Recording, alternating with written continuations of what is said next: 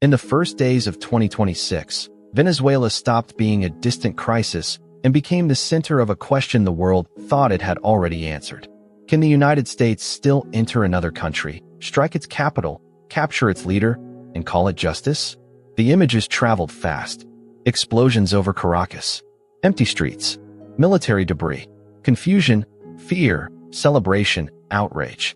Donald Trump said American forces had captured Nicolas Maduro and his wife and flown them out of Venezuela to face charges in the United States. Supporters called it the end of a dictator. Critics called it an illegal intervention. Lawyers argued over the rules. Oil traders watched the reserves. Latin America remembered older invasions. Social media turned the whole thing into a 60-second morality play. America as liberator, America as empire, Venezuela as victim, Venezuela as prison, Maduro as criminal, Maduro as head of state. That is why the story went viral. Not because people suddenly understood Venezuela, but because they realized they did not. The viral version was simple: a president captured, a regime shaken, a superpower moving like the old superpower again. But Venezuela is not simple. It is one of the most tragic countries in the modern world because it sits on unimaginable oil wealth and has lived through repeated forms of dependency, dictatorship, revolution, collapse, sanctions, migration, and foreign pressure. It is a country that should have been rich and stable, but became a warning about what happens when oil becomes the center of political life and sovereignty becomes inseparable from the question of who controls the wells. This is not only a story about Maduro. It is not only a story about Chavez. It is not only a story about socialism, corruption, sanctions, or American power. It is a story about oil. About a country that became too valuable to ignore and too broken to leave alone. About Washington's long habit of looking at Venezuela and seeing not just a nation, but a reserve. And about the dangerous line between removing a criminal and reviving an empire.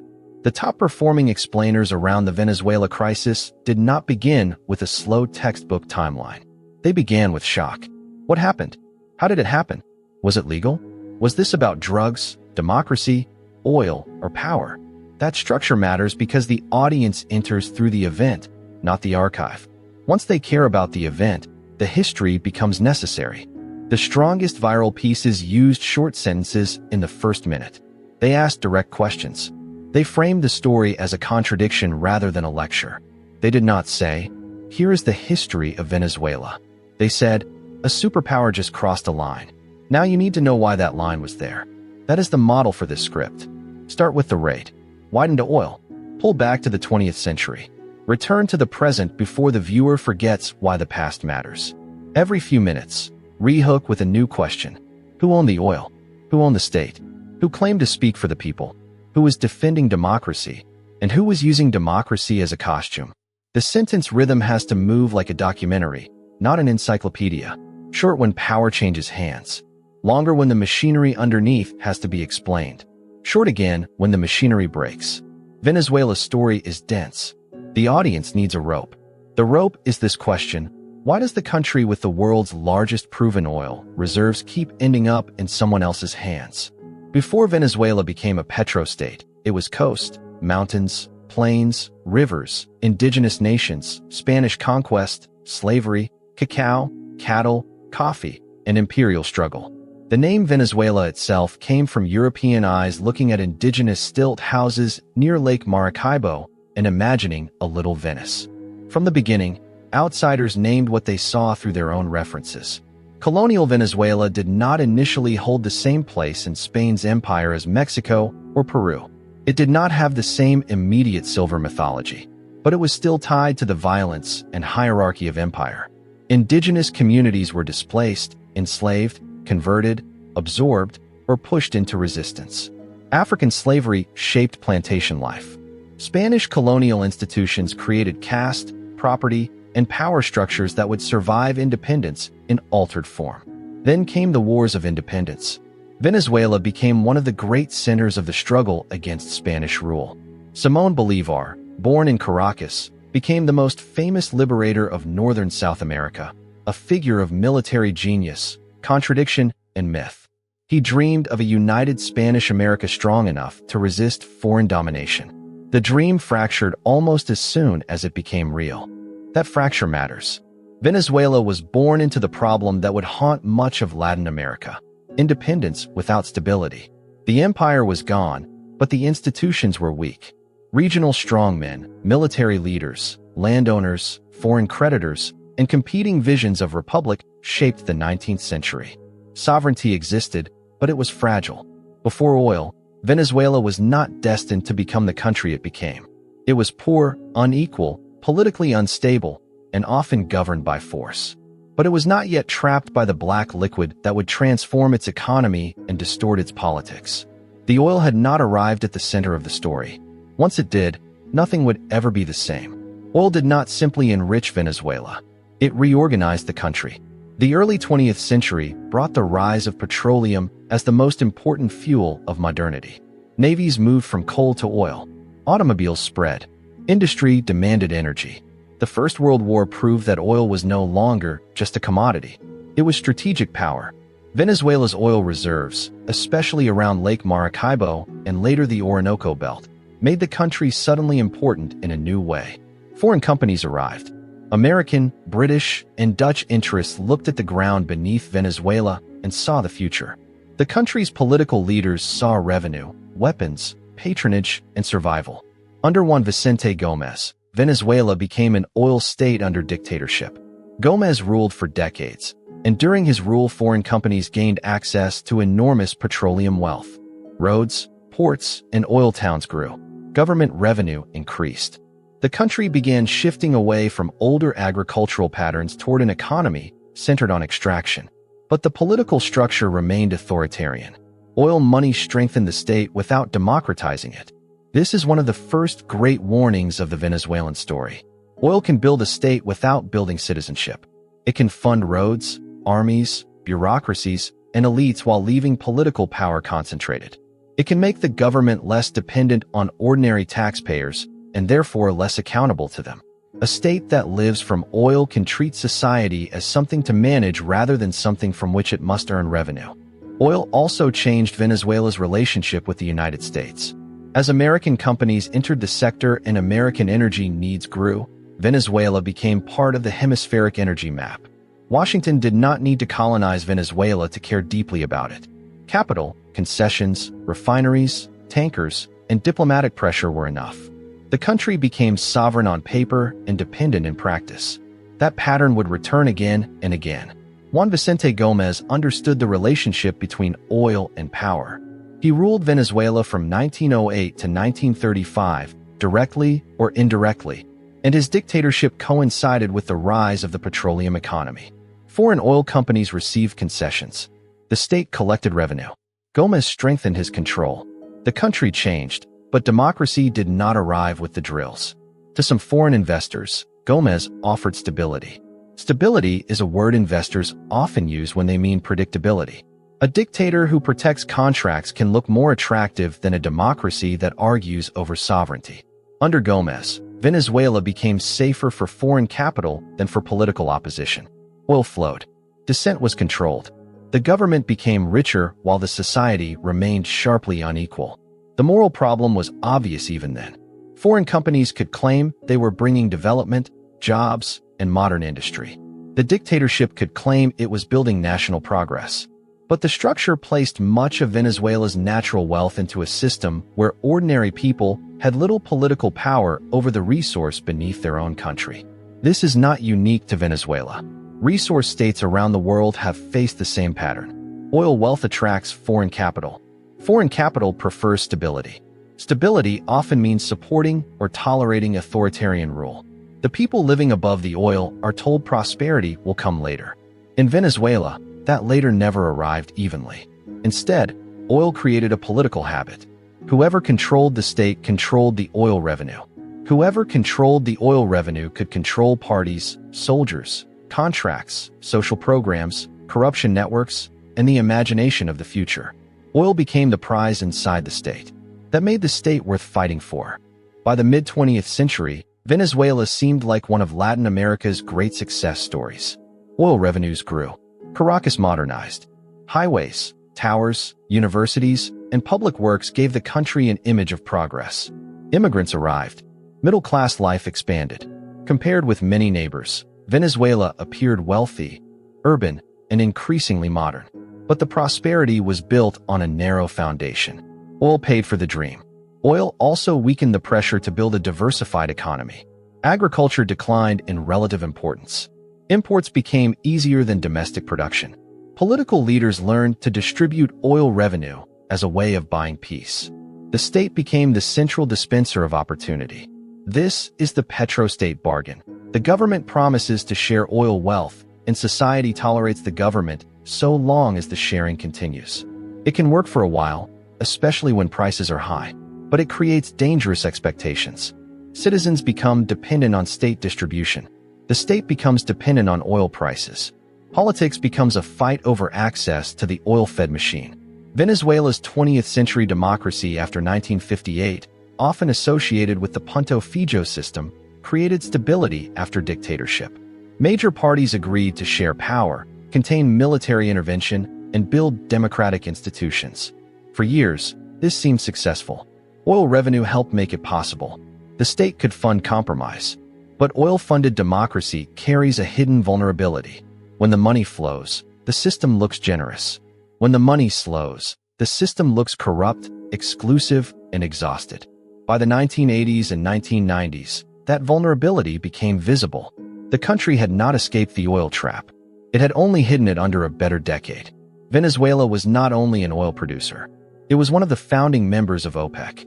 That fact is essential. Venezuela helped create the organization that allowed oil-producing countries to coordinate and assert greater control over a resource long dominated by foreign companies and consuming nations. This was not merely economics. It was anti-imperial strategy. Oil-producing states wanted more control over pricing, production, and national revenue. They wanted to stop being passive reservoirs for industrial powers. Venezuelan figures, such as Juan Pablo Pérez Alfonso, played a major role in the thinking behind OPEC.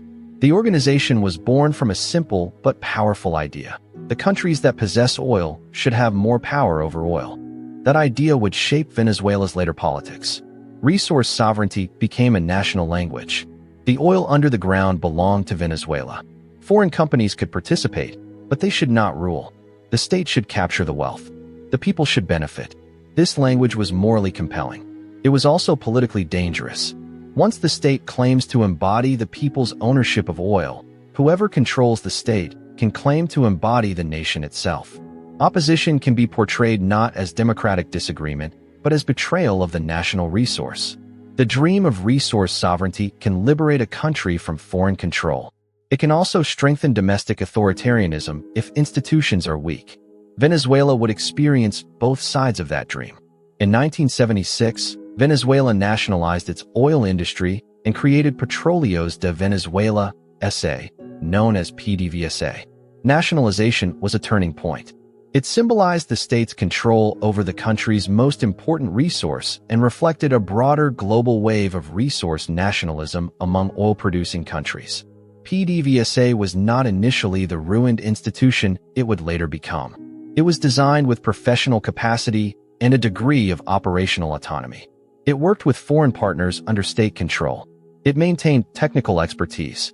It became one of the most important oil companies in the world and a central pillar of Venezuelan modernity. For a time, this looked like the best version of oil sovereignty. The resource belonged to the nation. The company had professional capacity.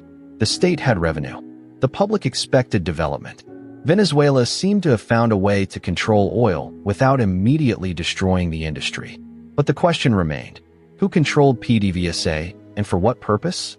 Was it a national company run professionally for long-term stability? Or was it a political treasury waiting to be captured? That question would become explosive under Hugo Chavez. But the roots were older. Any oil company owned by the state can become a battlefield between technocracy and politics. If it is too independent, elected leaders may see it as a state within the state. If it is too politicized, the industry can collapse under patronage and mismanagement. PDVSA stood at the center of that tension. The future of Venezuela would turn on it. The story of Venezuela's collapse is often told as if everything began with Hugo Chavez. That is too simple. Chavez rose because the old system was already in trouble. By the 1980s, falling oil prices, debt, inflation, inequality, and frustration exposed the weaknesses of the oil-funded democratic model. The state could no longer distribute benefits as easily. Corruption scandals damaged trust. The major parties seemed disconnected from ordinary people. The dream of a rich Venezuela felt increasingly fraudulent to those living with poverty and exclusion. In 1989, President Carlos Andrés Pérez implemented economic austerity measures after campaigning in a very different tone. The result was the Caracas, massive protests and riots triggered by price increases, followed by a brutal military crackdown. Hundreds, perhaps more, were killed. The exact toll remains contested, but the political meaning was clear. The old democratic order had used force against the poor when the oil bargain broke. The Caracas was one of the great ruptures in modern Venezuelan history. It showed that beneath the image of stability lay rage. It showed that democracy without social legitimacy could become fragile. It showed that oil wealth had not created a shared nation. A young military officer named Hugo Chavez watched this world and drew conclusions. In 1992, he led a failed coup attempt. The coup failed, but his brief televised appearance made him famous. He took responsibility for now, a phrase that became political mythology. To many Venezuelans, he seemed like someone willing to confront a corrupt system everyone else defended. Before Chavez won elections, he won the role of rupture. He became the man who said the old Venezuela was finished. Hugo Chavez came to power in 1998 through elections, not through the coup he had once attempted. His victory was a democratic indictment of the old order. Millions of Venezuelans saw in him a chance to punish corrupt elites, rewrite the constitution, redistribute oil wealth, and restore national dignity. He spoke directly, emotionally, and relentlessly. He turned politics into theater, confrontation, and belonging. Chavez understood television. He understood symbols. He understood that politics in an unequal society is not only about policy, it is about recognition. He told the poor they were not invisible. He told the nation its oil belonged to the people. He told foreign powers that Venezuela would no longer kneel. He revived Bolivar as revolutionary scripture and placed himself in that lineage. The Bolivarian Revolution brought real social programs. Oil revenue funded health clinics, education missions, subsidized food, housing, and poverty reduction. Many Venezuelans who had felt abandoned by the old parties experienced the state as present in their lives for the first time. This is why Chavez cannot be understood only as a demagogue. He offered material benefits and emotional dignity. But he also concentrated power. He weakened checks and balances, attacked independent institutions, politicized the state, and divided society into loyal people and enemies. He treated opposition as oligarchy, media criticism as conspiracy, and institutional resistance as sabotage. The revolution became both inclusion and control. Oil made the project possible. High oil prices filled the treasury. The petrostate had found a new language: socialism, sovereignty, anti-imperialism, and charisma. The danger was that everything depended on the leader, the price of oil, and the state's ability to keep distributing. In April 2002, Chavez was briefly removed from power in a coup after massive protests, violence, elite opposition, military defections, and intense political crisis. For a short moment, it seemed he was gone. Then loyalists, soldiers, and supporters helped bring him back. The coup collapsed, and Chavez returned stronger. The event became one of the defining traumas of the Bolivarian era. To Chavez and his supporters, it proved that the old elites, private media, business leaders, and foreign interests would overthrow democracy if the revolution threatened their power. To his opponents, Chavez was already dismantling democracy and provoking catastrophe. Each side saw itself as defending the nation from the other. The United States' position during the coup became part of the controversy. Washington's history in Latin America made suspicion inevitable. Even limited or ambiguous signals could be interpreted through a century of intervention. For Chavez, the coup became proof that imperialism was not a slogan. It was alive. After 2002, compromise became harder. Chavez moved more aggressively to secure loyalty within the military, state institutions, and PDVSA. The opposition became more desperate. The middle ground shrank. The coup did not create Venezuela's polarization, but it hardened it. It became the mirror each side used to justify escalation. For the government, repression could be framed as defense against coup plotters. For the opposition, confrontation could be framed as resistance to tyranny. The country began to lose the ability to share reality. After the 2002 coup crisis came another decisive confrontation, the oil strike of 2002 to 2003. Opposition sectors, business groups, labor leaders, and PDVSA employees participated in a shutdown that aimed to force Chavez from power or trigger new elections. The strike paralyzed the oil industry and devastated the economy. For Chavez, this was not merely a strike. It was a rebellion by a privileged technocratic elite inside the state's most important company. He responded by firing thousands of PDVSA workers and bringing the company under tighter political control. This was one of the most consequential decisions of his presidency. In the short term, it strengthened the revolution. Chavez defeated a major challenge, broke the autonomy of PDVSA's old managerial class, and gained direct command over the oil cash machine. Oil revenue could now be directed more fully toward political and social priorities. In the long term, it weakened the industry. Technical expertise was lost. Professional culture was damaged.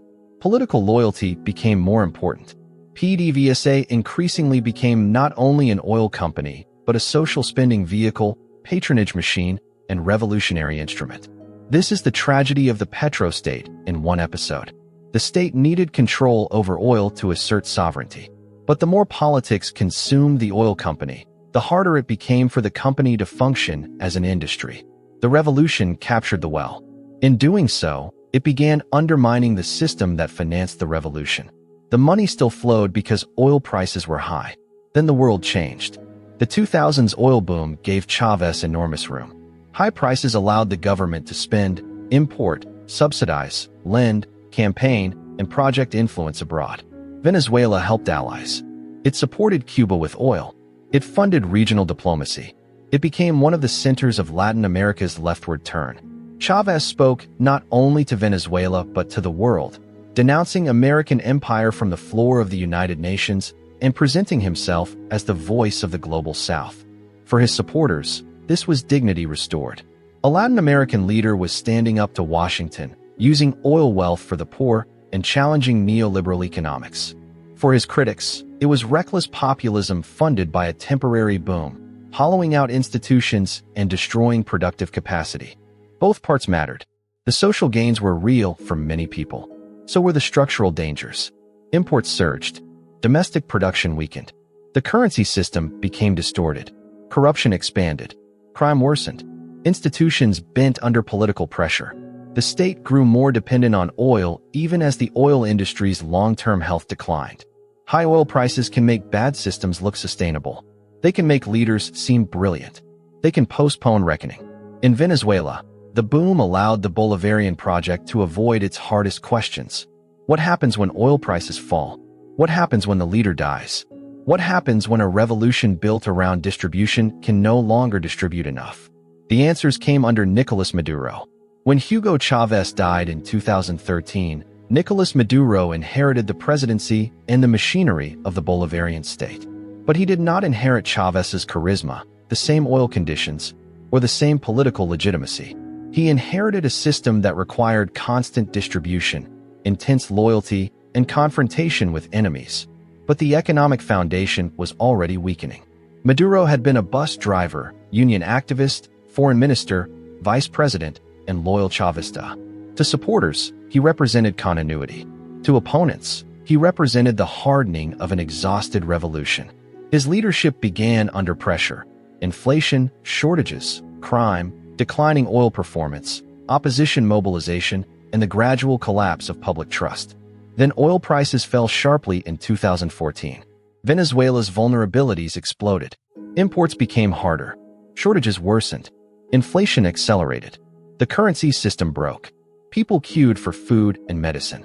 Hospitals struggled. Millions began leaving the country. The state responded with controls, repression, blame, and improvisation. Maduro's government increasingly relied on the military, intelligence services, loyal courts, electoral manipulation, and repression. Opposition leaders were jailed or disqualified.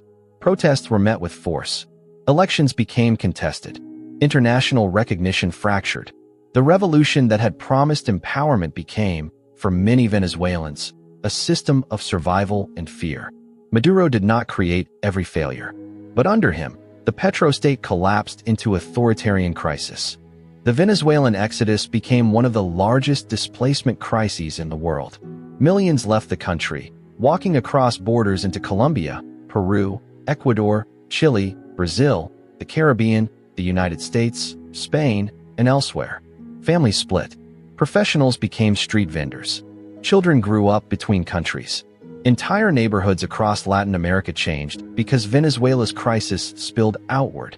Migration revealed the scale of collapse more clearly than any government statistic.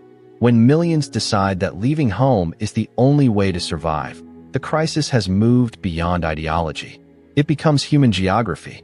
For the region, Venezuelan migration created sympathy, strain, xenophobia, labor pressure, political arguments, and new diasporic communities. For the Venezuelan government, migration was often minimized or blamed on foreign aggression. For the opposition, it became evidence of regime failure. For Washington, it became part of the argument that Venezuela's crisis was not contained. The diaspora also changed Venezuelan politics. A nation outside the nation emerged. Exiles sent remittances, organized campaigns, lobbied foreign governments, and kept memory alive. But they also became separated from the daily survival politics inside Venezuela. The opposition outside and the population inside did not always share the same risks. The exodus is central to the story because it shows that Venezuela's collapse was not only institutional. It was intimate. The crisis entered kitchens, bus stations, border crossings, WhatsApp calls, and empty bedrooms. Oil wealth had promised national greatness. It ended with families walking away. U.S. sanctions on Venezuela escalated over years, targeting officials, financial access, debt, the oil sector, and state assets. Washington argued that sanctions were necessary to pressure an authoritarian regime, punish corruption and human rights abuses, and support a democratic transition. Maduro's government argued that sanctions were economic warfare, designed to strangle the country and justify regime change. Both claims entered the political battlefield. Sanctions did not create all of Venezuela's economic collapse. The collapse had deep roots in mismanagement, oil dependency, corruption, and institutional destruction. But sanctions intensified constraints, especially in the oil sector and access to finance. They also gave the government a powerful external enemy to blame for hardship. This is one of the hardest parts of the Venezuela story. A regime can be abusive, and sanctions can still hurt ordinary people. A government can mismanage an economy, and external pressure can still deepen suffering. A foreign policy can be morally motivated and strategically destructive at the same time. Sanctions became part of the siege mentality of the state. They also became part of Washington's leverage. Oil licenses, exemptions, asset control, and diplomatic recognition turned into tools of pressure. Venezuela's sovereignty was squeezed between a government that claimed to defend the nation and foreign policies that claimed to rescue it. The people were trapped between both. Venezuela's opposition was never one thing. It included liberals, conservatives, social democrats, business leaders, students, old party figures, new activists, exiles, regional politicians, and ordinary citizens exhausted by collapse. At different moments, it won elections, filled streets, challenged Maduro's legitimacy, and gained international recognition. Yet it repeatedly failed to convert mobilization into a stable transfer of power. Part of the reason was repression. The government controlled courts, electoral institutions, security forces, and media space. Opposition leaders were jailed, barred, exiled, or divided. Part of the reason was strategy. Boycotts, negotiations, street protests, parallel institutions, and foreign pressure each had supporters and critics. Part of the reason was social. Chavismo, though weakened, still retained loyalty among sectors that feared the opposition would reverse social gains or invite foreign domination. The opposition also faced the burden of foreign support. International recognition could elevate it, but also make it vulnerable to accusations of being a proxy for Washington. In Venezuela, that accusation carries historical power. The more the United States supported regime change, the easier it became for Maduro to frame the opposition as unpatriotic. This does not mean the opposition was illegitimate. It means it operated inside a political environment where sovereignty, suffering, and foreign pressure were inseparable. The struggle against authoritarianism was real. So was the danger of being absorbed into someone else's strategy. Maduro did not survive through domestic repression alone. He survived through external relationships. Cuba provided intelligence and security support. Russia offered diplomatic and military backing. China provided loans, investment, and a major destination for oil flows. Iran, Turkey, and others also played roles at different times. Venezuela became part of a wider network of states resisting U.S. pressure or exploiting the opportunity created by Washington's hostility. This external support did not make Maduro a puppet. It made him a node in a global system of anti-American or non-Western alignment. The more Washington pressured Venezuela, the more Caracas leaned on powers willing to challenge Washington. The more Maduro leaned on those powers, the more the United States saw Venezuela as a strategic problem rather than only a democratic crisis. Oil again mattered. Venezuela owed debts. It shipped crude. It offered potential access. Its collapse created opportunities for outsiders willing to accept risk. China and Russia did not need Venezuela to be healthy in a democratic sense. They needed leverage, assets, influence, and a way to complicate American dominance in the hemisphere. This is how domestic collapse becomes geopolitical. A broken petrostate becomes an arena where larger powers test each other. Venezuela was no longer only a country in crisis. It was a pressure point in a multipolar world. One of Washington's central claims against Maduro was that his government had become deeply entangled with drug trafficking, corruption, and criminal networks. U.S. officials accused him and other senior figures of narco-terrorism and argued that the Venezuelan state had become a criminal enterprise. To supporters of tough action, this changed the moral and legal frame. Maduro was not simply an authoritarian president. He was, they argued, a criminal leader using sovereignty as a shield.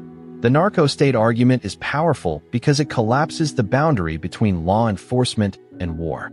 If a head of state is treated primarily as a criminal fugitive, then capture becomes imaginable. If a government is treated as a criminal cartel, then intervention becomes easier to defend politically. But international law does not disappear because a leader is accused of crimes. That is where the controversy begins. Maduro's government denied or reframed many accusations and portrayed them as imperial propaganda. Critics of the U.S. operation argued that even serious criminal allegations do not give one country the automatic right to attack another and capture its leader. Supporters argued that ordinary diplomacy had failed and that Maduro's rule itself was illegitimate. The debate reveals the danger of hybrid categories. Is Venezuela a state, a dictatorship, a criminal network, or all three? Each answer implies a different policy. The viral conversation simplified this into good guys and bad guys. The real world was messier. On January 3, 2026, the United States launched strikes in Venezuela and captured Nicolas Maduro and his wife, Cilia Flores. The operation shocked the world because it crossed a line that most governments thought Washington would not cross so directly. A sitting leader was seized and transported to face justice in the United States. The images were cinematic. The implications were enormous. Trump framed the operation as decisive action against a criminal dictator. Supporters celebrated a rapid strike against a regime they blamed for repression, migration, drugs, and regional instability. Critics saw a violation of sovereignty and international law. Legal experts pointed to the absence of UN Security Council authorization, Venezuelan consent, or a classic self-defense justification. The United Nations became a stage for anger and argument. The operation also echoed older American interventions. Panama in 1989, when U.S. forces removed Manuel Noriega. Iraq in 2003. The long history of Latin American intervention. The pattern was familiar enough to be immediately debated through memory. Was this justice? Was it empire? Was it both? This is why the event went viral beyond ordinary news. It was not merely that Maduro was captured. It was that the capture reopened the question of what kind of power the United States still claims to be. In Venezuela, the answer was no longer theoretical. It had arrived before dawn. The legality of the U.S. operation became one of the central controversies. Under international law, the use of force against another state is generally. Supporters of the operation argued from a different moral frame. Maduro was accused of grave crimes. His government had lost legitimacy. Venezuela's collapse had destabilized the region. Diplomacy and sanctions had failed. The operation, they argued, removed a dangerous figure quickly and prevented a longer war or deeper suffering. The problem is that moral arguments and legal authority are not the same thing. A leader can be guilty and still be protected by rules governing state sovereignty. A regime can be abusive and still not be open territory for foreign military action. Those rules exist partly because if powerful states can decide unilaterally when another leader is criminal enough to seize, every weaker state becomes vulnerable. This is the core tension. International law can protect bad rulers. Violating it can remove them. But once the rule is broken, the precedent does not belong only to the side that believes itself righteous. That is why the viral debate mattered. People were not only arguing about Maduro. They were arguing about whether empire can return wearing the language of justice. Markets watched Venezuela after the operation because Venezuela holds the world's largest proven oil reserves. But reserves are not production. That distinction is essential. Venezuela may have more oil underground than any other country, but much of it is heavy or extra heavy crude requiring investment, diluent, infrastructure, expertise, and stable institutions to produce at scale. Years of mismanagement, underinvestment, sanctions, corruption, technical decline, and loss of skilled workers damaged the industry. Refineries decayed. Output fell far below historic peaks. Exports shifted. China became important through loans and crude shipments. U.S. companies watched for openings, but rebuilding the sector would not be quick. This is where the oil fantasy meets reality. Some imagine regime change could unlock Venezuela's oil and transform global markets. But oil underground is not oil on a tanker. Wells must be maintained. Pipelines must function. Upgraders must operate. Contracts must be trusted. Workers must return. Sanctions must be managed. Investors must believe the rules will last. The raid may have changed politics overnight, but it could not rebuild the oil industry overnight. Still, oil shaped everything. It shaped why Venezuela mattered. It shaped why outside powers cared. It shaped why the country had been punished, courted, sanctioned, financed, and watched for decades. Maduro was the headline. Oil was the gravity. Then, months after the raid, Venezuela was struck by devastating earthquakes near Caracas. Buildings collapsed. Hospitals were overwhelmed. The airport was damaged. A country already wounded by political crisis faced a natural disaster with the potential for mass casualties. The United States, now in a strange new relationship with Venezuela's interim authorities, offered humanitarian assistance. The earthquake changed the emotional frame. The same country that had been discussed through invasion, legality, oil, and regime change was suddenly seen through rubble, rescue teams, injured families, and collapsed buildings. Politics did not disappear. It never does. But human suffering moved to the foreground. This is important because Venezuela is too often treated as an argument rather than a society. Is Maduro a dictator? Is America an empire? Are sanctions justified? Is oil the real motive? These questions matter. But beneath them are people trying to survive inflation, blackouts, migration, repression, hunger, violence, and now disaster. The earthquake also exposed the new diplomatic reality.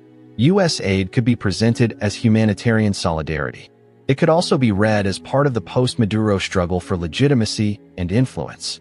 In Venezuela, even disaster response enters history.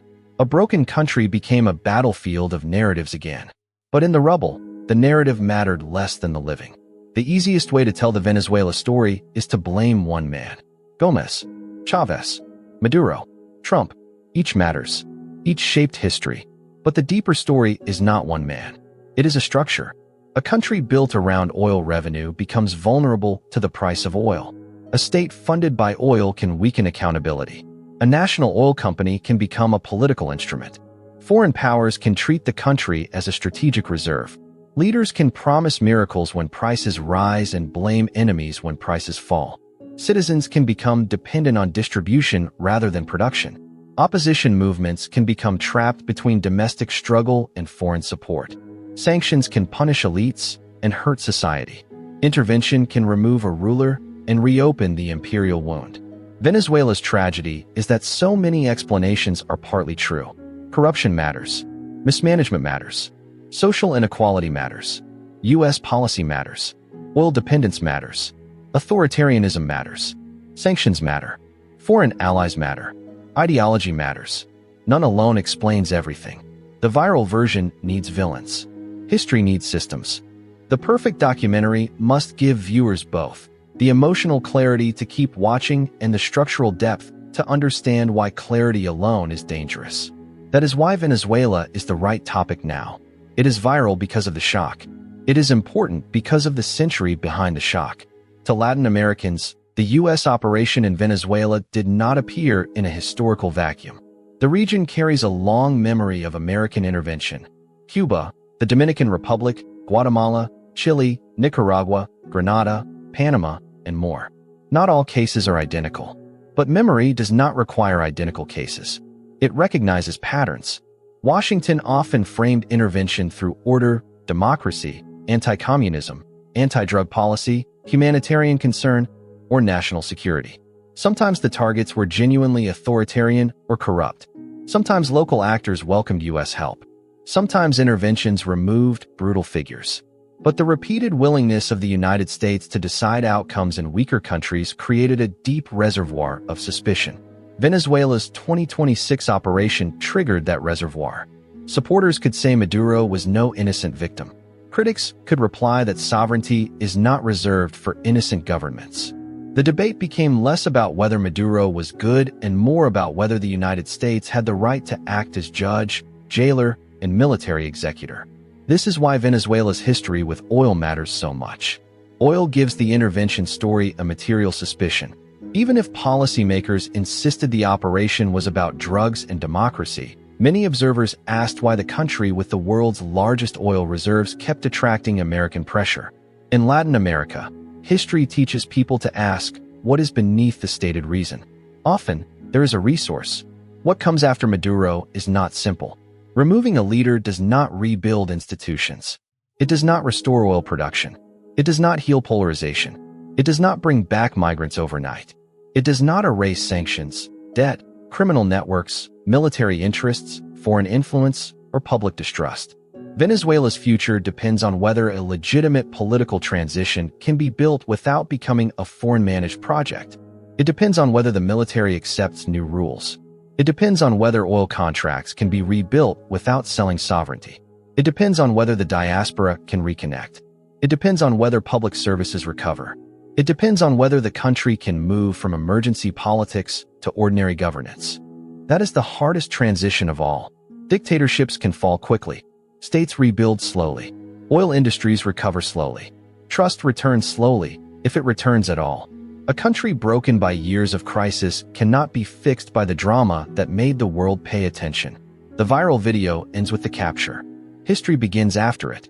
The real question is not whether Maduro is gone. The real question is whether Venezuela can escape the cycle that made leaders like him possible: oil dependence, institutional weakness, foreign pressure, and the promise that one dramatic act can save a country.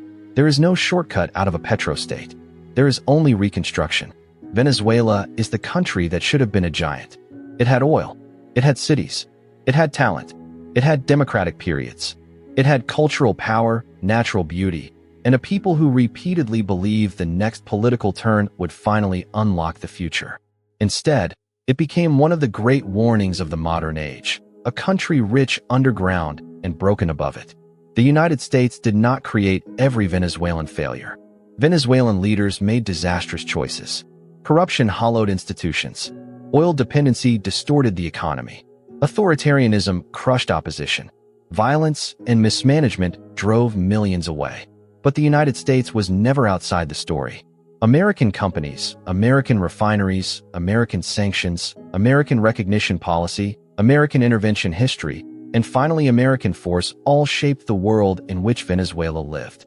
Washington kept returning because Venezuela mattered. And Venezuela mattered, above all, because of oil. That is the uncomfortable truth beneath the viral moment. The raid made people watch. The history explains why they could not look away. A president was captured. A country shook. Lawyers argued. Markets watched. Social media judged. Then earthquakes came, and the same land of oil and politics became a landscape of rubble and rescue. Venezuela is not a headline. It is a century of promises and betrayals.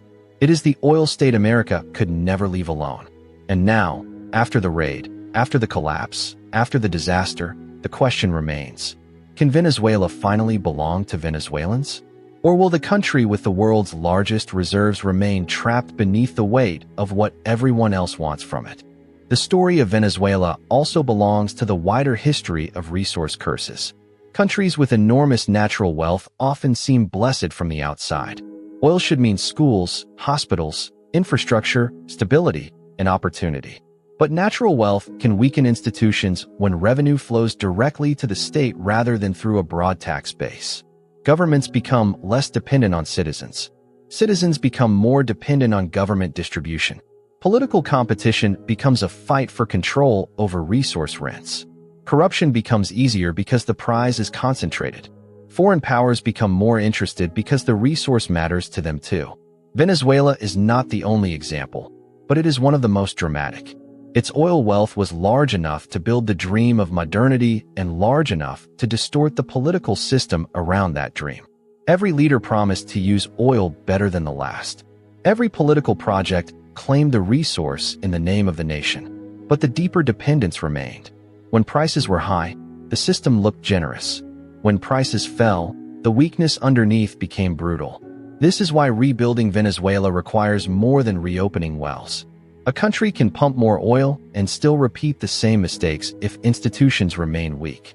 The challenge is not simply production. It is governance. Who decides how revenue is spent?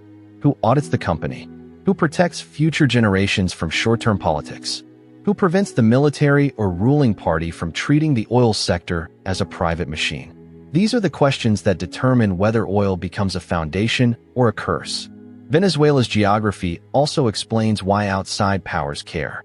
It sits at the northern edge of South America, facing the Caribbean, close to shipping routes, close to the United States compared with many other resource states, and near Colombia, Brazil, Guyana, Trinidad and Tobago, and the wider Caribbean basin. Its coastline gives it maritime importance. Its oil gives it energy importance. Its migration crisis gives it regional importance. Its alliances with U.S. rivals give it strategic importance. This geography made Venezuela hard for Washington to ignore. A hostile or unstable petrostate in the Caribbean basin feels different to U.S. planners than one on the far side of the world. The Monroe Doctrine may no longer be invoked in the old language every day, but the habit behind it remains. The United States sees the Western Hemisphere as a sphere where external rivals should not gain too much leverage. That habit collided with Venezuelan nationalism. Chavez and Maduro used anti-imperial language partly because it resonated with real history. The United States had intervened repeatedly in Latin America. It had supported friendly regimes and punished hostile ones. It had treated the Caribbean as a strategic lake. Venezuelan leaders could therefore frame resistance to Washington as defense of sovereignty, even when their own domestic rule became authoritarian. Geography gave the conflict its proximity. Oil gave it value. History gave it suspicion. The Guyana dispute adds another layer to Venezuela's strategic story. Venezuela has long claimed the Essequibo region, which is internationally administered by Guyana but claimed by Caracas. The dispute became more intense after major offshore oil discoveries transformed Guyana into one of the world's fastest-growing oil producers. Suddenly, a long-standing territorial claim acquired new energy significance. Maduro's government used the Essequibo issue to rally nationalist sentiment, especially as domestic legitimacy weakened. For critics, the move looked like distraction and intimidation. For supporters, it was a defense of historical rights. For the region, it raised fears of conflict. For the United States, it intersected with energy companies, Caribbean security, and the broader question of Maduro's behavior. The Essequibo dispute matters because it shows how oil can intensify old claims. Borders that once seemed politically dormant can become explosive when resources are discovered nearby. Nationalism and petroleum reinforce each other. Leaders under pressure may find external territorial disputes useful because they allow the government to speak in the language of patriotism rather than failure. In the wider script, Essequibo serves as another reminder. Venezuela's crisis is not contained within its borders. Its oil, migration, alliances, and territorial claims all spill outward. The country's collapse becomes a regional problem, and regional problems invite foreign attention. The military is one of the central actors in Venezuela's modern history. From Gomez to the coups of the 20th century, from Chávez's own military background to Maduro's reliance on military loyalty, the armed forces have repeatedly shaped the country's fate. Oil revenue made the military especially important because the state had resources to distribute and protect. Officers could be rewarded with positions, contracts, access, and political roles. Under Chávez, the military was ideologized and incorporated into the Bolivarian project. Under Maduro, military loyalty became even more essential. In a collapsing economy, control over food distribution, mining zones, ports, oil assets, and state companies gave military-linked networks enormous influence. The regime survived not only through ideology, but through the material interests of those tied to it. Any post-Maduro transition must therefore answer the military question. Will officers accept civilian control? Will they retain economic privileges? Will they be prosecuted, negotiated with, or integrated?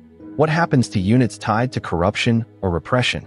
Can a state rebuild democracy while the armed forces remain a power broker? Foreign intervention can remove a leader, but it cannot easily solve the military problem. In some cases, it makes it harder by allowing loyalists to frame themselves as defenders of sovereignty. The Venezuelan military is not a side character. It is one of the structures through which oil, state power, and survival have been connected. Gold and illegal mining became another dark chapter in the collapse. As oil production declined and sanctions tightened, the government and armed groups turned increasingly toward mining in the Orinoco mining arc and other regions. Gold offered revenue outside formal oil channels, but it came with environmental destruction, violence, indigenous displacement, criminal networks, mercury contamination, and brutal labor conditions. This matters because it shows how a petrostate can mutate when oil weakens. The state does not simply become poor. It searches for alternative rents. If institutions are weak, those rents may come from destructive extraction, smuggling, or criminalized economies. Oil dependency can become mining predation. For indigenous communities in remote regions, the consequences were severe. Forests were damaged. Rivers were contaminated. Armed groups gained power. The state's presence became ambiguous, sometimes regulator, sometimes partner, sometimes absent, sometimes predator. The national crisis reached into territories far from Caracas. A script focused only on presidential politics would miss this. Venezuela's collapse was not only seen in empty supermarkets and migration lines. It was also carved into forests and rivers. When the formal economy broke, informal extraction filled the vacuum. The country's natural wealth, once again, became both promise and curse. The Venezuelan diaspora has become one of the most important political actors in the story, even when it does not hold power inside the country. Millions of Venezuelans abroad send money home, shape international opinion, pressure governments, build new communities, and carry the memory of collapse into other societies. They are proof that Venezuela's crisis became continental. In Colombia, Peru, Chile, Ecuador, Brazil, the United States, Spain, and elsewhere, Venezuelans changed labor markets, schools, neighborhoods, politics, and migration debates. Many were welcomed. Many faced xenophobia. Professionals worked below their qualifications. Families lived split across borders. Children grew up with Venezuela as memory rather than daily reality. The diaspora also complicates any future transition. Should exiles vote? Will they return? Can the country absorb return migration if conditions improve? What happens to families who rebuilt lives elsewhere? How does a nation heal when so many of its people are outside it? In the viral version of the story, Venezuelans appear as crowds, victims, migrants, or supporters. In the deeper version, the diaspora is part of the nation's future. Venezuela is now geographically dispersed. Rebuilding the country means rebuilding a relationship with people who left because staying became impossible. Media control and information warfare shaped the Venezuelan crisis from the beginning of the Chávez era through Maduro's rule and into the 2026 operation. Chávez used television masterfully. turning speeches, call-in shows, ceremonies, and denunciations into a permanent political theater. He did not merely govern, he narrated. Maduro inherited the machinery but not the same charisma, relying more on control, censorship, and loyal media ecosystems. Opposition media, international broadcasters, social platforms, exile channels, and foreign governments all competed to define reality. Was the government socialist democracy or dictatorship? Was the opposition democratic resistance or elite restoration? Were sanctions pressure or siege? Was intervention justice or empire? Venezuela became a battlefield of narratives long before the 2026 raid. The viral videos after Maduro's capture are part of this larger pattern. They compressed a century of history into seconds or minutes, often with satire, outrage, or moral certainty. That is powerful, but dangerous. Viral content can awaken interest. It can also replace understanding with posture. A strong documentary script has to use the viral hook without becoming trapped by it. It must move from spectacle to structure. It must say, yes, the raid is shocking, but the shock is the doorway, not the room. The oil infrastructure itself is a character in the story. Wells, refineries, upgraders, pipelines, ports, storage tanks, drilling rigs, service companies, and skilled workers form a physical system that either functions or decays. Venezuela's collapse was visible in that system. Equipment aged, accidents increased, maintenance declined, skilled personnel left, sanctions restricted parts and financing, corruption distorted procurement, production fell. This physical decay matters because political slogans cannot pump oil. A leader can declare sovereignty over resources, but geology and engineering still impose discipline. Heavy crude needs blending or upgrading. Refineries need maintenance. Workers need training. Investors need contract security. Pipelines need integrity. Ports need reliability. The underground reserve is only potential until the above-ground system works. That is why post-raid expectations of quick recovery were unrealistic. Even with sanctions relief and foreign investment, rebuilding production would take years. The industry would need capital, expertise, political stability, legal clarity, and time. Venezuela's oil wealth is immense, but damaged systems do not heal because a government changes overnight. This is one of the central ironies. Oil made Venezuela strategically irresistible. But by 2026, the industry was so damaged that even those who wanted the oil could not simply turn it back on. The humanitarian crisis blurred the line between politics and survival. Shortages of food, medicine, electricity, water, and basic services turned daily life into a test of endurance. Hospitals lacked supplies. Power outages disrupted routines. Inflation made salaries meaningless. Families depended on remittances, informal markets, government food boxes, or migration. Political loyalty and access to state networks could shape survival. This kind of crisis changes society. People spend energy solving immediate problems. Civic life shrinks. Trust erodes. Crime and corruption grow. Professionals leave. Children lose education. Health outcomes deteriorate. The future becomes shorter because the present consumes everything. Authoritarian governments often survive in humanitarian crises not because people are content, but because people are exhausted. Organizing dissent requires time, safety, resources, and hope. Collapse removes all four. The state may be weak in service delivery, but strong in coercion. That combination is especially durable. This is why outside observers often misread Venezuela. They ask why people do not simply overthrow the regime.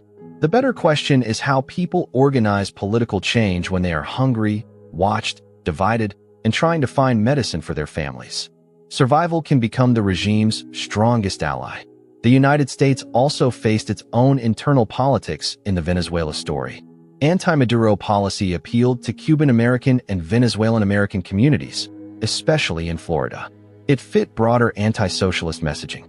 It allowed politicians to speak about democracy, communism, drugs, migration, and oil in one frame. Venezuela became not only a foreign policy issue, but a domestic political symbol. This shaped policy across administrations.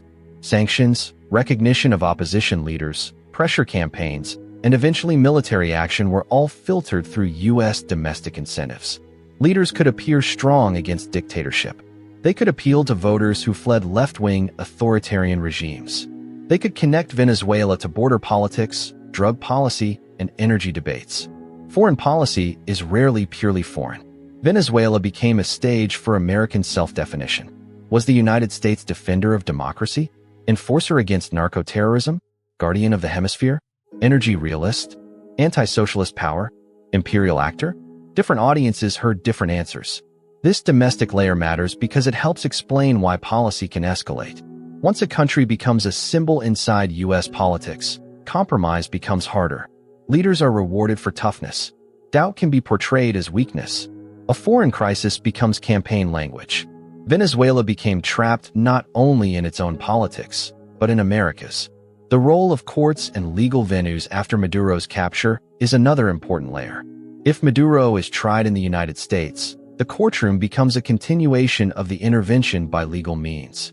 Evidence, charges, jurisdiction, due process, intelligence sources, classified material, and political legitimacy all become part of the drama. A trial can expose crimes. It can also become a theater in which the legality of the capture shadows the legality of the prosecution. This is complicated because criminal accountability for leaders is important. Heads of state should not be immune from serious crimes, but the method of bringing them to court matters. International criminal justice, extradition, domestic prosecution, and military capture each carry different legal meanings. If a powerful state seizes a leader and then tries him in its own courts, critics will ask whether justice is being served or power is being legalized after the fact. The public may focus on the drama of testimony and verdict, but the deeper precedent is broader. Can one state forcibly take another state's leader and convert the operation into a criminal case? If the answer becomes yes for Maduro, who decides when it applies elsewhere? The courtroom may become the final act of the raid, but history will judge the whole chain, not only the verdict. Venezuela's future oil contracts will be politically explosive. Foreign companies may be needed to restore production, but foreign companies carry the memory of old concessions and expropriations. The state may need investment, but the public may fear a sellout. U.S. companies may want access, but their return could be framed as proof that the intervention was about oil all along. Chinese and Russian claims, loans, or interests may complicate the legal field. Creditors may pursue assets. Citgo and other disputes may shape negotiations. A post-crisis government would face a narrow path. It must attract capital without surrendering sovereignty. It must professionalize PDVSA without making it an unaccountable state within the state. It must generate revenue without repeating the distribution politics of the old petrostate. It must reassure foreign investors and Venezuelan citizens at the same time. That is extremely difficult. Oil recovery requires trust, and Venezuela's history has destroyed trust in every direction. Investors distrust the state. Citizens distrust foreign companies. Politicians distrust PDVSA technocrats. The military may resist losing economic privileges. Foreign governments may attach conditions. The resource that should finance reconstruction may become the first battlefield of reconstruction. The perfect ending for this documentary should not offer a false answer. It should leave viewers with the unresolved central tension. Venezuela needs sovereignty and reconstruction, but both are threatened by the same thing that makes reconstruction possible: oil. If the country cannot revive oil, it may lack the revenue to rebuild. If it revives oil badly, it may recreate the petrostate that helped destroy it. That is the paradox. Venezuela must use oil to escape the oil curse. It must invite expertise without inviting domination. It must accept help without becoming a protectorate. It must punish crimes without turning justice into revenge. It must include Chavistas without preserving authoritarianism. It must negotiate with the United States without becoming an American project. It must remember the damage done by Maduro without forgetting the damage done by empire. This is why the story matters beyond Venezuela. Many countries face versions of the same problem. How to remain sovereign when the world wants what lies under their soil, passes through their waters, or sits in their strategic location. Venezuela is extreme, but not unique. The raid made the world ask whether America had returned to old habits. The deeper history asks whether Venezuela can finally escape its own. There is another oil story hidden outside Venezuela's borders, the story of refineries. Venezuelan crude is often heavy, and heavy crude needs specific infrastructure to process efficiently. That meant Venezuela's oil relationship with the United States was never only about wells in the Orinoco or Lake Maracaibo.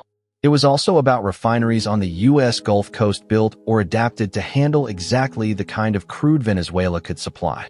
This created a physical interdependence. Venezuela needed buyers and refining capacity. U.S. refiners needed heavy crude. The relationship was profitable, practical, and strategic. It tied the two countries together even when their politics grew hostile. Behind every speech about sovereignty or imperialism was a network of tanks, pipelines, ports, contracts, and refinery units designed around the chemistry of oil. That is why the collapse of the relationship hurt both sides in different ways. Venezuela lost access to one of its most natural markets. U.S. refiners had to look elsewhere for comparable feedstock. Sanctions did not simply punish officials in Caracas. They rearranged industrial systems. Oil is never just a barrel. It is an entire chain, and when politics breaks the chain, everyone has to improvise. The refinery story also explains why American interest in Venezuela has always been more concrete than abstract.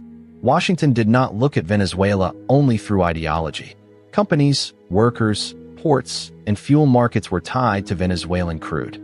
A country can be anti-American in speeches and still physically embedded in American energy infrastructure. That contradiction shaped every confrontation that followed. Citgo became one of the strangest symbols of Venezuela's external reach. Owned by PDVSA, operating in the United States, and tied to refineries, pipelines, terminals, and branded gas stations, Citgo represented the global ambition of the Venezuelan oil state. It was a way for Venezuela not only to sell crude, but to own downstream assets in the world's most important energy market. But once Venezuela's politics collapsed, Citgo became a legal and financial battlefield. Creditors, sanctions, opposition claims, arbitration awards, and U.S. court decisions turned the company into a prize contested by governments, bondholders, companies, and political factions. A gas station brand familiar to American drivers became entangled in the fate of a South American state. The Citgo fight matters because it shows how sovereignty can fragment when a petrostate collapses. Assets abroad become vulnerable. Creditors circle. Courts decide questions that used to belong to ministers. Political recognition affects who can appoint boards and control revenue.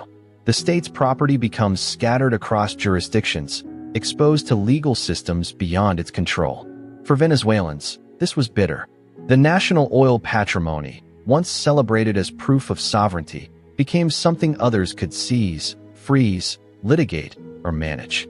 The oil state had gone global, and its collapse went global with it. Chavez's 2007 moves against remaining private oil projects in the Orinoco Belt intensified the clash between resource nationalism and foreign capital. To supporters, this was the logical completion of sovereignty. The nation had to control its own resources. Foreign companies had profited too long. The revolution would no longer accept old terms. To investors and critics, it was another sign that contracts in Venezuela could be rewritten by political force. Some companies accepted new terms. Others left or pursued arbitration. The immediate political message was powerful, but the long-term cost was trust. Oil requires enormous capital and technical expertise, especially when the crude is heavy and expensive to process. If investors believe rules can change suddenly, they demand higher returns, avoid the country, or wait for political change. This is one of Venezuela's central dilemmas. A country has the right to assert control over its resources, but control without competence can destroy value. Sovereignty without stable rules can isolate the industry. Foreign capital without public accountability can recreate dependency. Every path carries risk. The Orinoco Belt became the physical expression of that dilemma. It held astonishing reserves, but those reserves were not easy money. They were hard oil, technically complex, capital-intensive, politically sensitive, and vulnerable to every breakdown in trust. Venezuela had the oil. What it lacked, increasingly, was the system needed to turn the oil into shared national strength. The CLAP food box system became one of the most revealing institutions of Maduro's Venezuela. Officially, it was a mechanism to distribute subsidized food to families during crisis. In practice, it also became a system of political dependency, corruption allegations, social control, and survival. When people cannot reliably buy food, the state's ability to distribute food becomes power. This is how collapse changes politics. In a functioning democracy, citizens judge governments partly through rights, services, and elections. In a broken economy, many people judge the state by whether a box of food arrives. Loyalty, registration, local party structures, and political networks can become tied to access. Survival turns into a tool of governance. The food box tells the larger story of the petrostate after oil revenue weakened.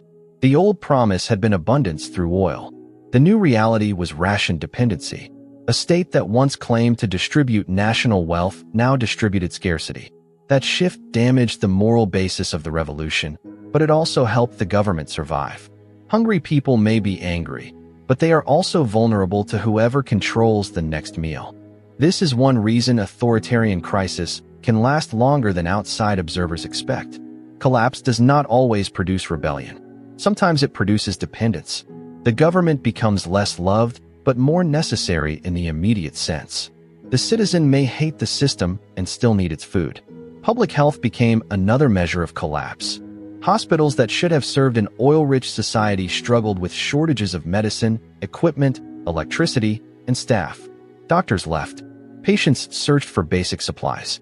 Diseases once controlled reappeared in some areas. The gap between Venezuela's theoretical wealth and its lived reality became unbearable. Healthcare is where political failure becomes bodily. Inflation can sound abstract until a family cannot buy insulin. Sanctions can sound strategic until a hospital cannot obtain parts or medicine. Corruption can sound bureaucratic until a patient dies waiting for something that should have been available. The collapse of health systems turns national crisis into private grief. Maduro's government blamed sanctions and economic war. Critics blamed mismanagement, corruption, and the destruction of institutions. Both explanations entered the argument, but patients did not live inside neat categories. They lived inside shortages. They lived inside power cuts. They lived inside fear that a treatable illness could become fatal because the state had failed. This is why the humanitarian dimension must remain central. A documentary that focuses only on oil and intervention risks repeating the coldness of the powers it criticizes. Venezuela's tragedy was not simply that production fell or that Washington intervened. It was that ordinary life became precarious in a country that had once imagined itself modern, rich, and secure. The Guaido moment in 2019 was another viral episode before the 2026 raid. Juan Guaido, then head of the National Assembly, declared himself interim president, arguing that Maduro's re-election lacked legitimacy. The United States and many other countries recognized him. For a moment, it seemed as if international recognition, street pressure, and elite defections might force a transition. But recognition did not equal power. Maduro still controlled the military, the presidential palace, the security services, and much of the state machinery. Guaido controlled acclaim, a movement, and international support, but not the instruments that actually governed territory. The result was a strange dual legitimacy, one leader recognized abroad, another ruling at home. This episode taught an important lesson. Foreign recognition can delegitimize a regime, but it cannot automatically replace it. Sanctions can pressure, but not necessarily fracture. Crowds can fill streets, but if the coercive apparatus holds, the state may survive. The Guaido strategy revealed both the power and the limits of international legitimacy. It also deepened Maduro's argument that the opposition was an instrument of Washington. Whether fair or not, that claim mattered inside Venezuela. The more the opposition depended on foreign recognition, the easier it became for the government to frame the conflict as sovereignty against empire. This trap weakened the very democratic cause that foreign supporters claimed to defend. The 2026 raid cannot be separated from the long escalation that preceded it. Sanctions, indictments, rewards for information, naval deployments, accusations of narcoterrorism, oil restrictions, and diplomatic breakdowns. Military action often appears sudden because the strike itself is sudden, but the conditions are built over years. By the time force is used, language has already prepared the ground. A leader becomes not merely authoritarian, but criminal. A government becomes not merely hostile, but a threat. A crisis becomes not merely tragic, but intolerable. The public is told that ordinary tools have failed. The exceptional act is framed as the only remaining option. This pattern is not unique to Venezuela. It has appeared before in U.S. foreign policy. The target is personalized. The legal ambiguity is narrowed through moral certainty. The operation is presented as precise, limited, and necessary. The aftermath is treated as manageable, at least in the first announcements. The problem is that countries are not solved by removing one man. Institutions, loyalties, economies, armed groups, foreign interests, and historical wounds remain. The viral moment gives the illusion of resolution because capture is visually satisfying. The deeper story begins when the cameras turn away. The Panama analogy haunted the 2026 operation because the United States had once invaded Panama to remove Manuel Noriega, another leader accused of drug trafficking and criminal rule. Supporters of the Venezuela raid saw the analogy as a precedent for decisive action. Critics saw it as proof that Washington was repeating the habit of treating Latin American sovereignty as conditional. The comparison is imperfect, but powerful. Noriega ruled a smaller country built around a U.S.-made canal and a long American military presence. Maduro ruled a larger petrostate with a different social base, different alliances, and a much deeper ideological narrative. But the shared element was unmistakable.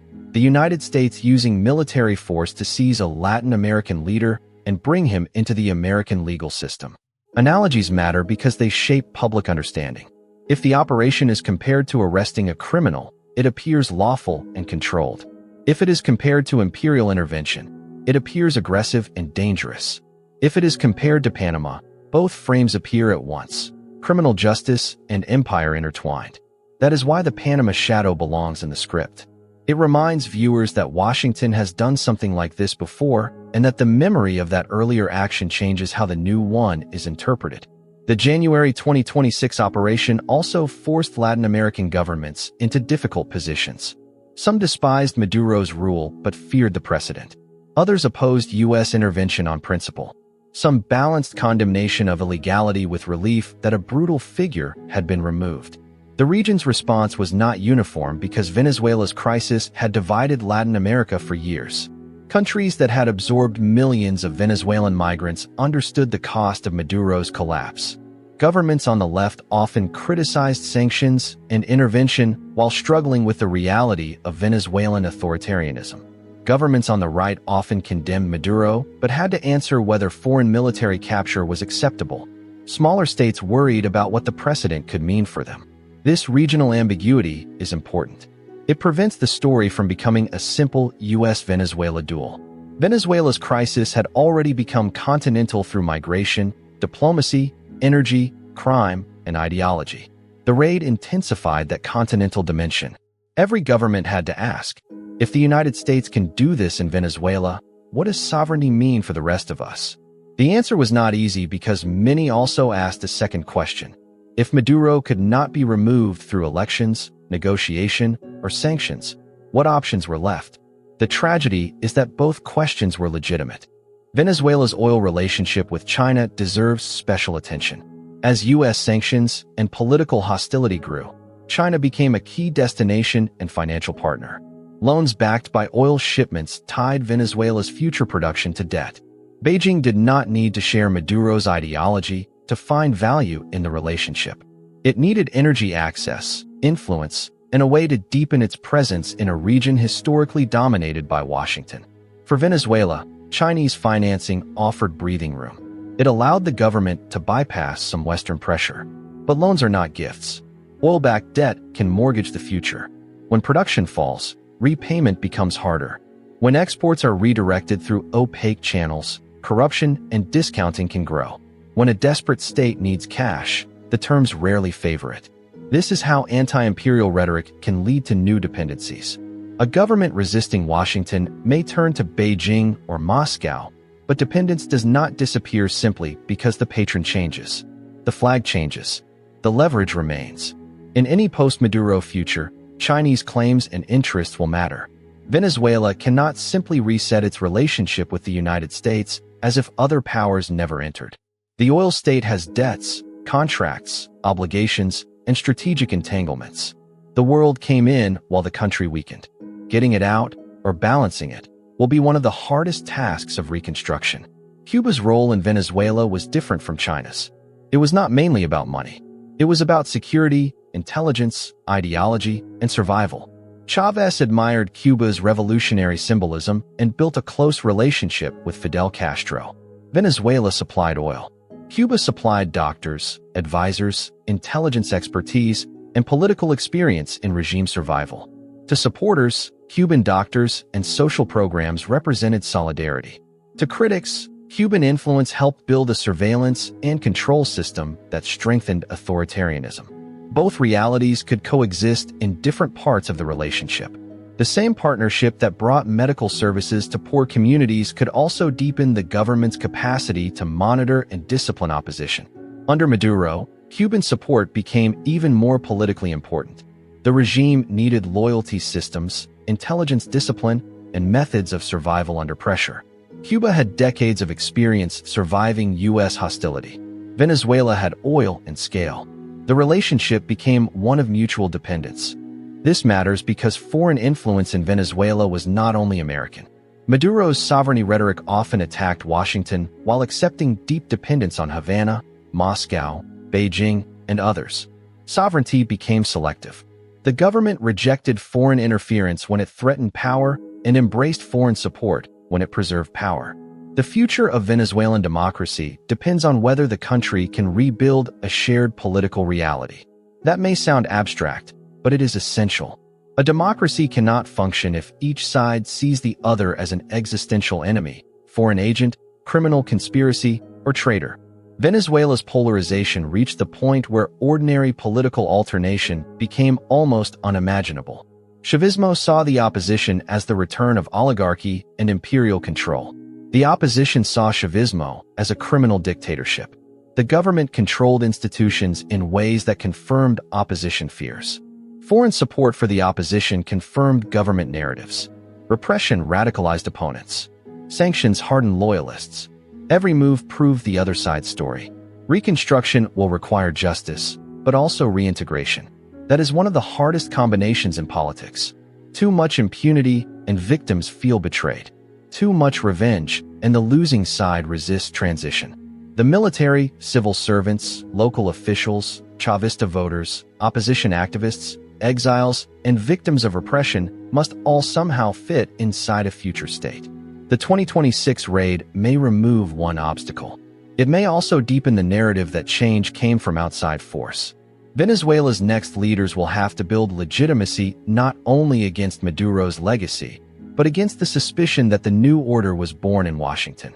The earthquake aftermath added a brutal reminder that states are judged not only by ideology, but by capacity. A government can speak of sovereignty, justice, revolution, or democracy, but when buildings collapse, people need rescue teams, hospitals, roads, power, water, communications, and honest information. Disaster tests the state in the most direct way. For Venezuela, the earthquake came after years of institutional weakening.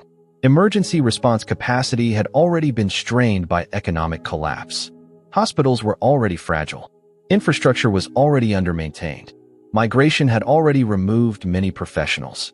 A natural disaster therefore struck a society with reduced resilience. International aid can help, but aid also carries politics. Who receives it? Who distributes it? Which government coordinates it? Does the United States gain influence through assistance? Does accepting aid imply legitimacy for the interim authorities? Does disaster soften hostility or create another arena of competition? For ordinary people, these questions may feel distant beside the need to find survivors. But in a country like Venezuela, even rescue can become political. That is the tragedy of a state whose institutions have been so contested that no emergency is fully outside the struggle for legitimacy. The courtroom, if it comes, will not be the end of the story. It will be another stage. Maduro may be accused, defended, condemned, or convicted. Evidence may be presented. Witnesses may speak. Documents may surface. The world may learn more about corruption, drugs, state violence, and survival networks. But even the most dramatic trial cannot answer the deepest question. What kind of country made this possible? And what kind of country can come after it? A trial can punish a man. It cannot repair PDVSA. It cannot restore a hospital. It cannot bring back a migrant child's missing years. It cannot rebuild trust between neighbors who spent 2 decades calling each other traitors.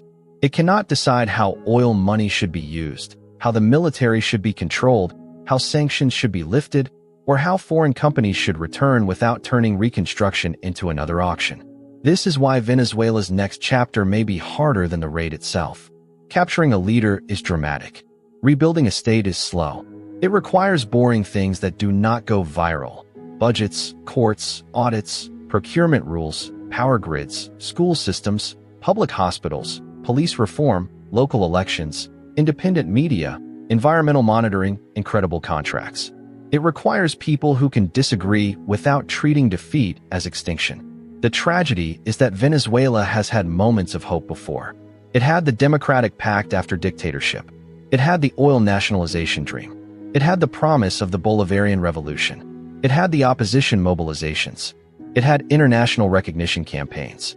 Again and again, a new beginning was announced. Again and again, oil, power, corruption, fear, or foreign pressure pulled the country back into crisis.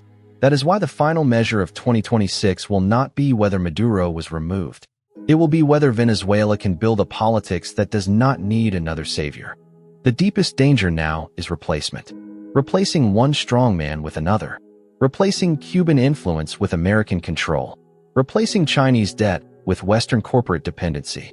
Replacing revolutionary corruption with privatized corruption. Replacing authoritarian slogans with technocratic slogans that still exclude ordinary people. Replacing one story of national salvation with another story that asks the public to trust leaders without institutions. Venezuela has already paid too much for stories like that. The country needs something less cinematic and more difficult. A state that belongs to citizens rather than leaders, soldiers, parties, companies, creditors, or foreign governments. A state where oil is revenue, not destiny. A state where elections decide power and courts survive winners.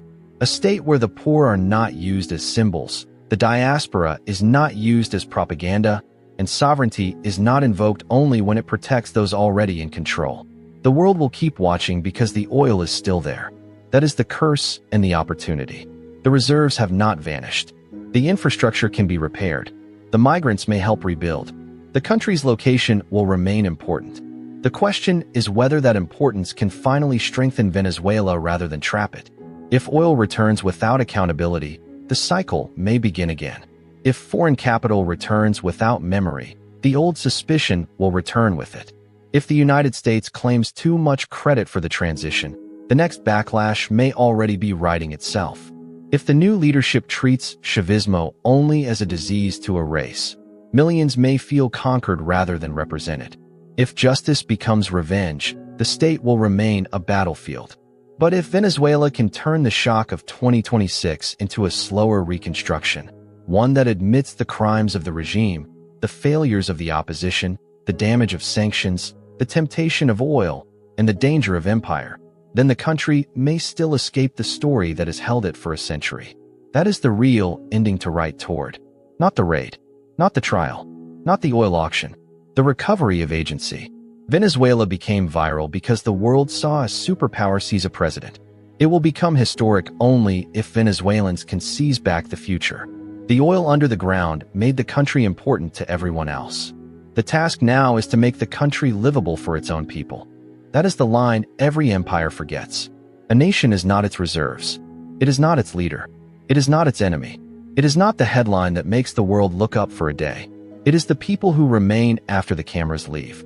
And for Venezuela, those people are still waiting for the promise that oil kept making and power kept breaking.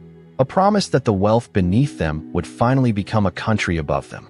A promise that sovereignty would mean more than a flag over failing institutions. A promise that no foreign capital, no revolutionary party, no military faction, and no outside president would own their future. The country with the world's largest oil reserves is still searching for the one thing oil could never buy: control over its own destiny.